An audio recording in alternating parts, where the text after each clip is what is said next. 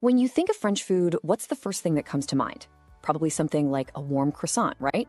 Or maybe a great glass of Bordeaux, a really good stinky cheese. But what if I told you that whole iconic cuisine is less about pure organic tradition and more the result of a centuries-long, very deliberate political project? We're going to dig into how the French state didn't just perfect the croissant. In a way, it weaponized it. So let's just start with that big question. What actually makes French food French? Is it the butter, the specific techniques, or is it that feeling, that air of sophistication that we've all been taught to associate with it? For generations, we've all kind of accepted that French cuisine is the gold standard. But the story of how it got that reputation is, well, it's way more complicated than you might think. Because here's the kicker. The global reputation of French food didn't just happen by accident. Nope. It's a narrative. It's an identity, a brand that was carefully, meticulously constructed and promoted by the French state itself. We're talking hundreds of years of work. It's a story about power, about revolution, and honestly, about some brilliant marketing.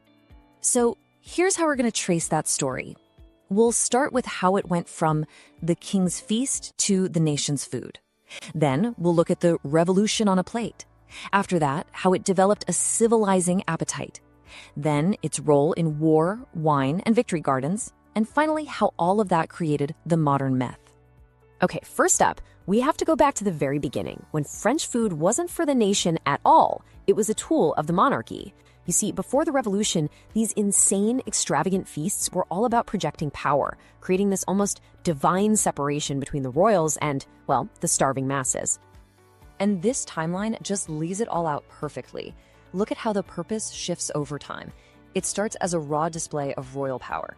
Then, bam. During the revolution, it becomes a symbol of national unity. In the Belle Epoque, it's a tool for cultural export. During the World Wars, it's literally a weapon for morale.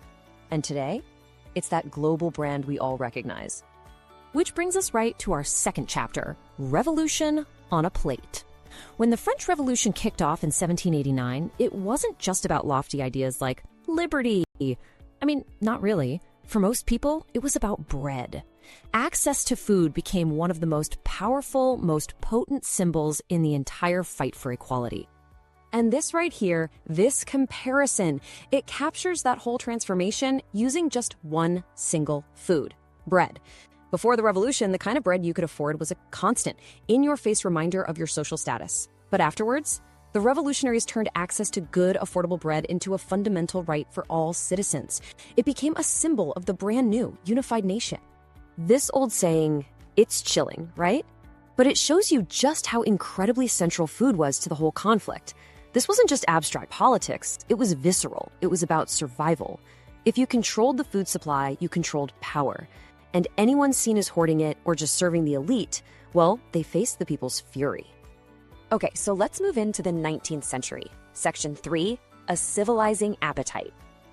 After all the chaos of the revolution died down, France started to look outward, and it began to consciously, deliberately export its culture as a form of soft power. And its number one tool to do that? It's cuisine. This strategy actually has a name, gastrodiplomacy. It's the idea of using a nation's food to win hearts and minds in other countries. And France? Well, they basically wrote the playbook on this. They turned their chefs and their dishes into diplomats, all to project this image of sophistication and cultural superiority across the entire globe. And they were so methodical about it. They started codifying recipes in these legendary cookbooks, turning cooking from a folk art into a science. They promoted their best chefs like they were rock stars, sent them out as cultural ambassadors. They even set up culinary schools in other countries to teach the French way. And all of it was designed to link French food with the very idea of sophistication. All right, next up, we jump into the 20th century. And this is where things get really serious. Chapter 4, War, Wine, and Victory Gardens. During the World Wars, food propaganda wasn't subtle anymore. It became an overt, essential tool of the state, crucial for keeping up morale, both for the soldiers at the front and for the people back home. This comparison is just fascinating. Think about it. During the revolution, the goal was national unity, the key symbol was bread, and the message was spread through political pamphlets. Fast forward to World War I. Now the goal is civilian morale. The key food is the humble, resilient potato, and the medium is the powerful visual propaganda poster telling everyone to plant victory gardens. And get a load of this number, 600 million.